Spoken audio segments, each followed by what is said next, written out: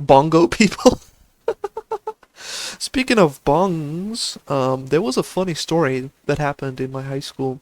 So the one day, the entire piping, the plumbing for the boys' toilets was just completely clogged, and so they had to fork out several thousands of bucks to get that repaired. Six was a lot. I'm surprised you managed to find a schoolgirl outfit that size. Nine!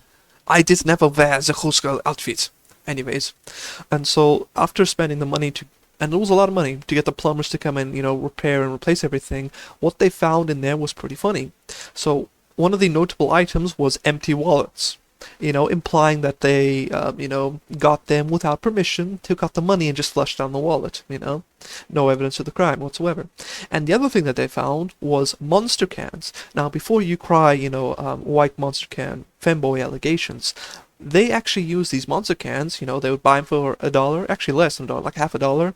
They would down it, and once they did that, they would go to the boys' bathroom, and they would make a bong out of it. And once they were done, they would then throw it down the toilet and flush it away. And I know this because every single time after recess, when we lined up to go to class, we would smell the weed coming out from the boys' bathroom.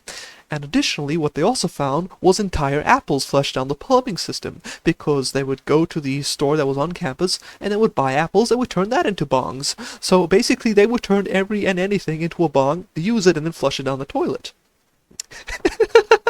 Which is pretty crazy. And so the school had to stop selling healthy green apples because the boys would keep making bongs out of them, which was pretty crazy. The stuff that happens down here is pretty wild. But anyways,